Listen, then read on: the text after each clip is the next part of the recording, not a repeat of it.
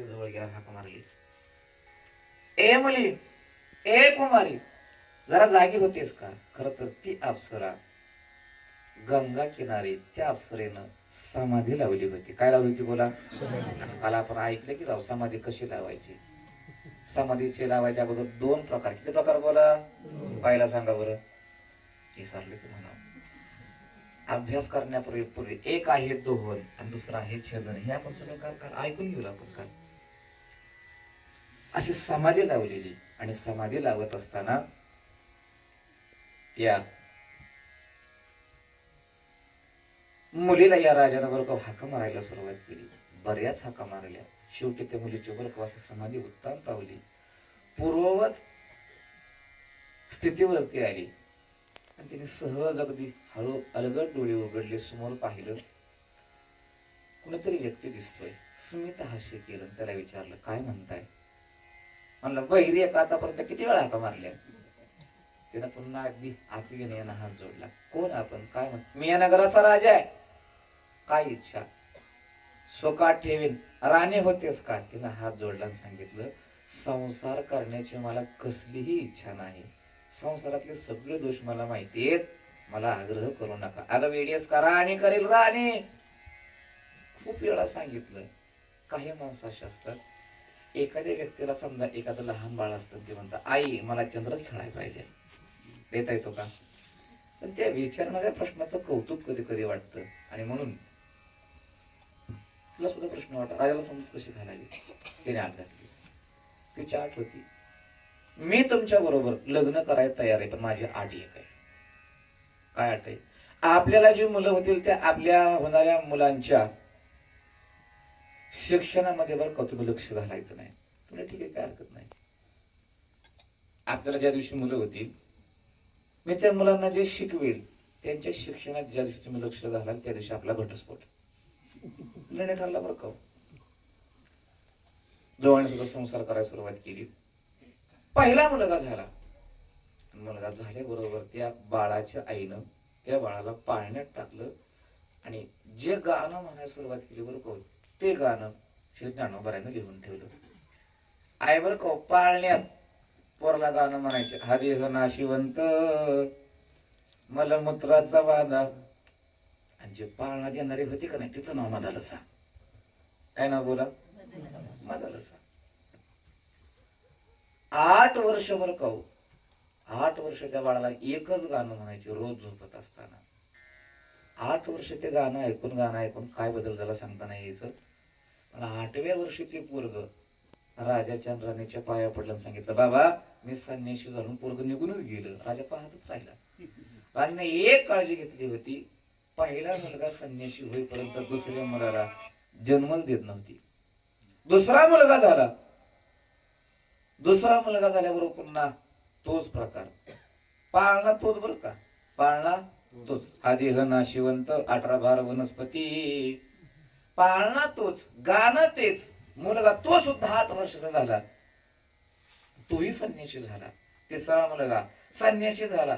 चौथा मुलगा झाला. त्या चौथ्या मुलाच्या वेळेला पाळणा तोच बरं का, आई आई तीच आणि गाणं सुद्धा तेच. पाळणा तेवढाच बरं का, पर्यदे मदरसा सोहम जो जो रे बाळा.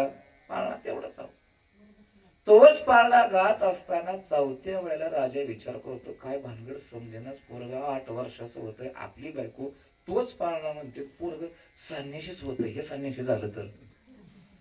आणि मग सहज सहज राजावर कवरा दिला. म्हणा राणी मुलगा माझ्यासारखा अत्यंत सुंदर आहे, मी याला माझ्यासारखा शूर वीर आणि प्रजादक्ष राजा बनवेल. ते म्हणजे तुमचं पोर. तुम्ही काय ठरलं होतं? पोरात शिक्षणात लक्ष घालायचं. खरंच ना. मुलगा तो राजाच्या मांडीवरती दिला आणि राणी बद्रिक आश्रमला आली आणि तप करू लागली. हा विरह राजाला सहन झाला नाही. त्यानं सुद्धा तो मुलगा दासीच्या मांडीवरती दिला आणि तो सुद्धा पाठीमागं आला. काही वाक्य बोलतो बरं का, बरेच वेळेला असं होतं आपल्याला आपल्या घरातली पात्र समजत नाही. राहणं असं बळच ऐकू नका बरं का. ऐका, बऱ्याच वेळेला असं होतं पती संत असतो, साधू वृत्तीचा असतो, पण बायकोला कळत नाही. कधी कधी बायको साधू वृत्तीची असते, पतीला समजत.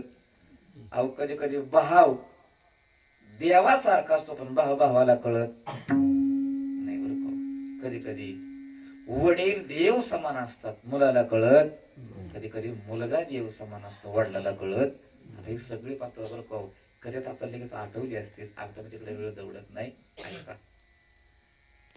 हरे पंडिताला इतके सहज एकनाथ महाराज कळाले. मी आता दृष्टात वेळ दौडत नाही, तुम्हाला सगळी पात्र कळाली. पुढे चला, इथे सुद्धा बरं कहो जिच्या बरोबर संसार केला बरं का, ती राणी राजाला समजली. 12 वर्ष तप केलं, 12 वर्षानंतर आपल्या बायकोचा अधिकार काय तो कळाला. आणि मग पळत पळत पळत राजा आल्या, बायकोच्या डोक्यावरती पाय, अगदी बायकोच्या पायावर डोकं ठेवून मग विचारलं, जो मुलांना उपदेश केला तुम्हाला करतेस का? ऐकताय का? तू कोण हे मला समजलं नव्हतं. इकडची अवस्था ऐका, जे बारकं पोरगं होतं बघा राणीच्या मांडीवर दिलं ते जरा मोठं झालं आणि त्या मुलाचं नाव आहे राजा अलर्क. काय नाव बोला? अलर्क राजा. लहानाचे मोठे झाले, सगळं वैभव गेलं आणि जंगलात फिरत असताना त्या दासीची भेट झाली. दासीची भेट झाल्यानंतर त्या दासीनं मात्र राजाला सांगितलं, राजा मला तुला काय सांगायचंय.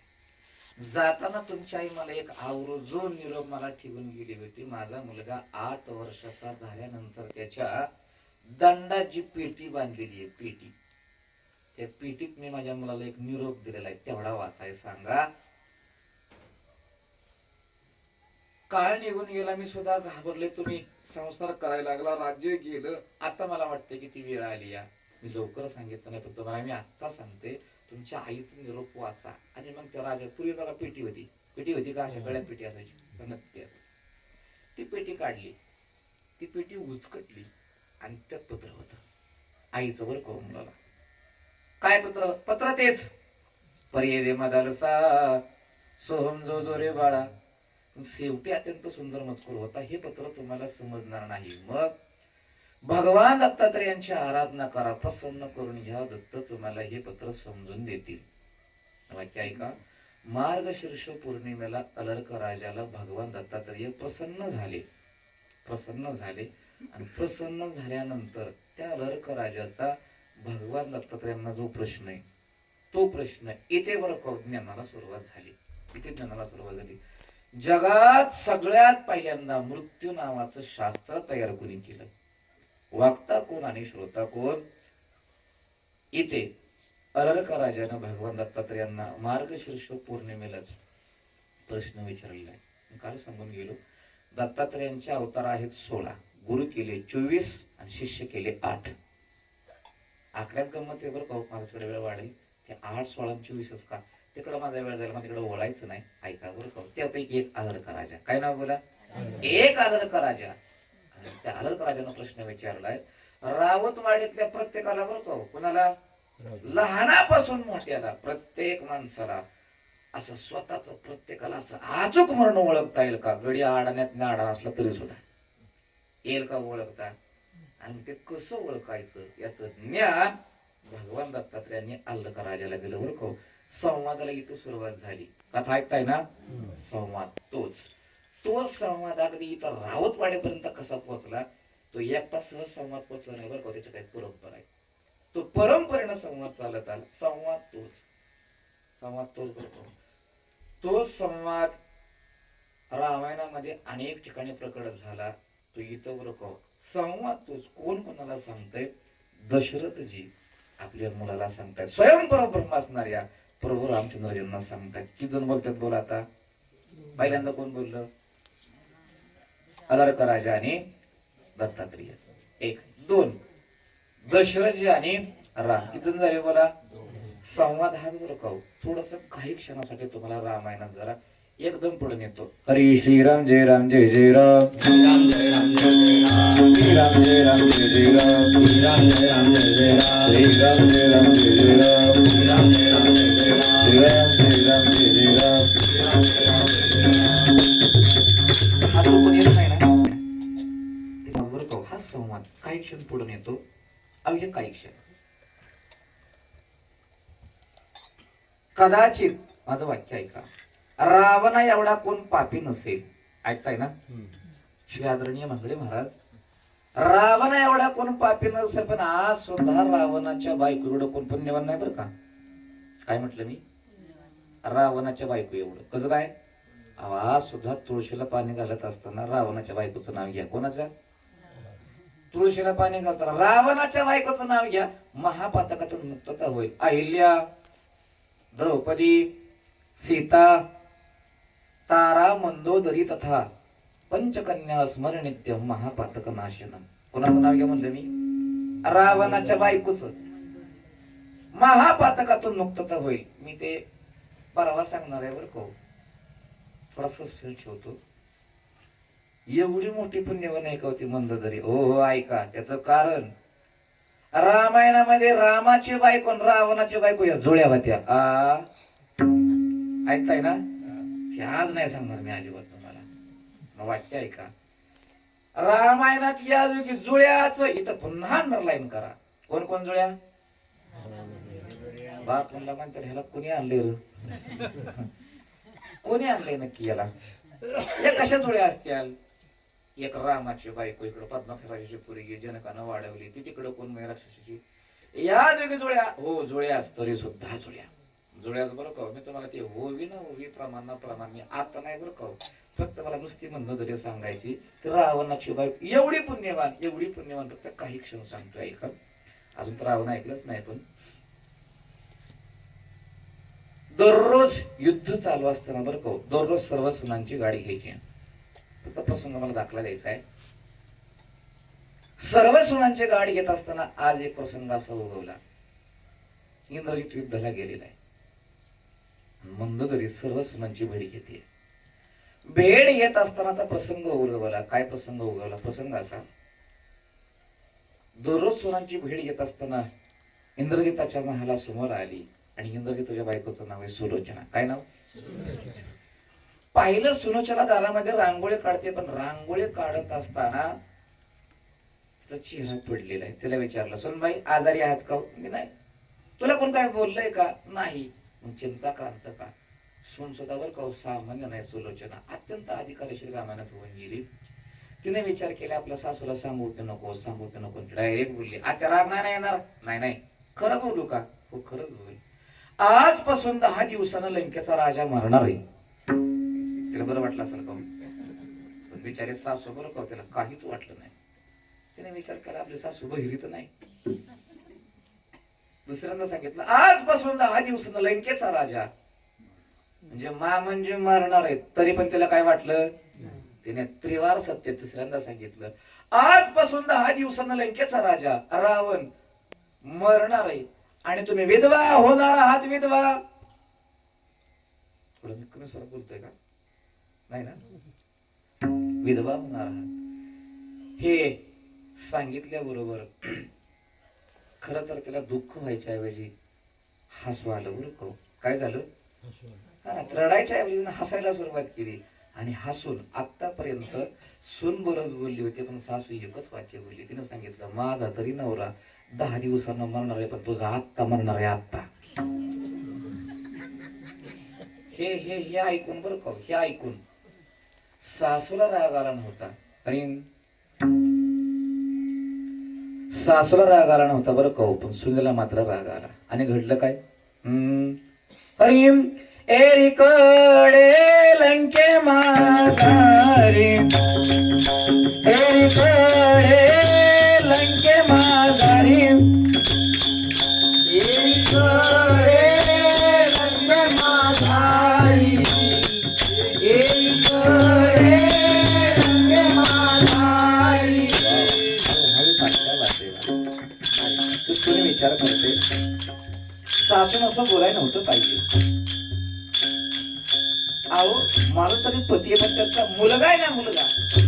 सासू आबादला बोललीच कशी? राग आला. आणि राग आल्यानंतर अंगणातून जात असताना काय घडतं? शांतीवर रमैकांत महाराज घेऊन ठेवतात.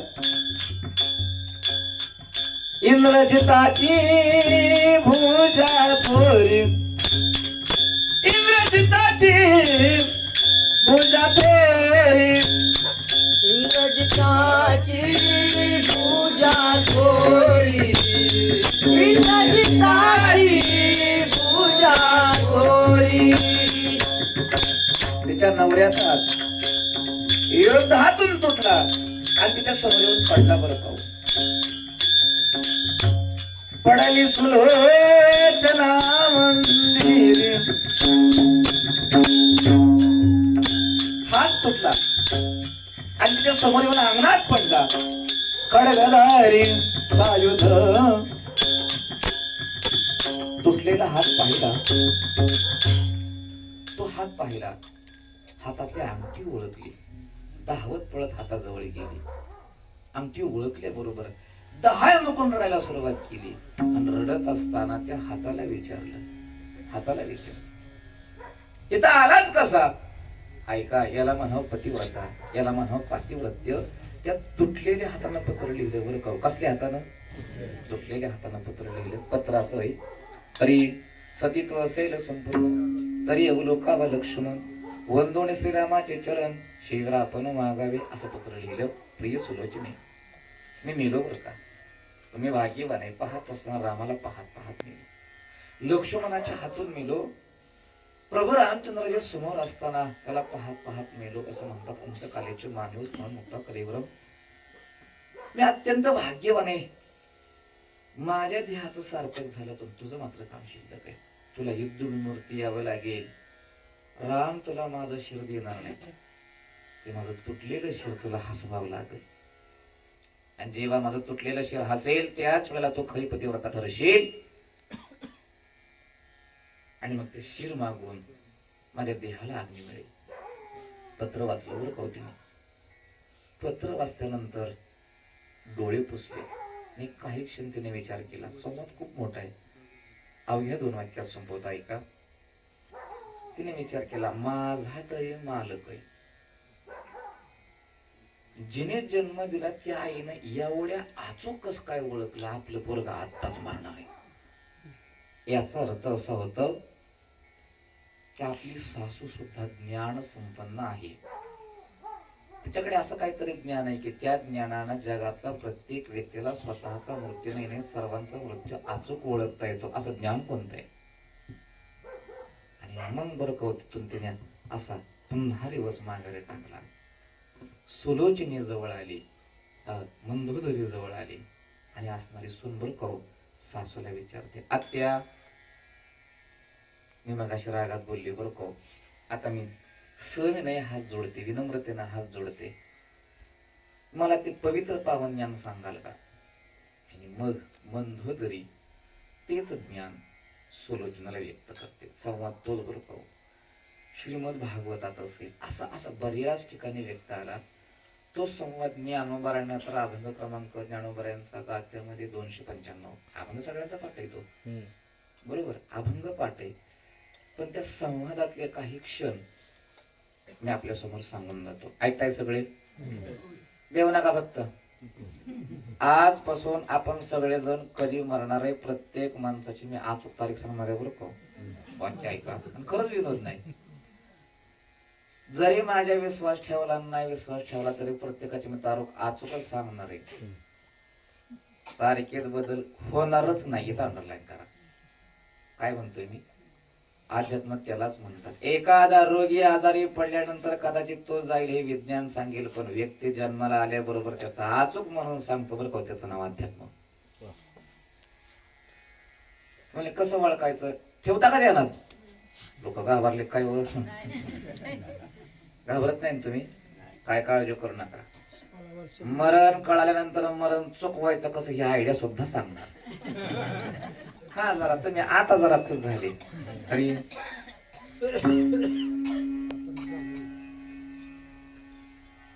अगोदर हा संवाद सांगून पूर्ण करतो. लक्षात ठेवा, असू द्या असू द्या, मरायचं सगळ्यालाच, बियाचं अहो मरण कळल्या उलट मरण टाळाय जमलं पाहिजे.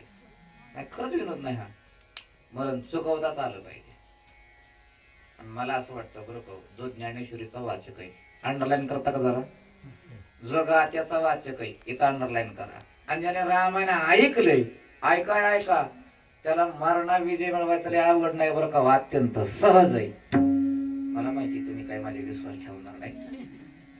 इथं गाथेची सेवा करणारे बरं का श्रद्धे आमचे महागडे महाराज आहेत. महाराज गाथेत अभंग आहे का आपला एक आवडीच तुला सांगत राहिला का अभंग बघा. हरी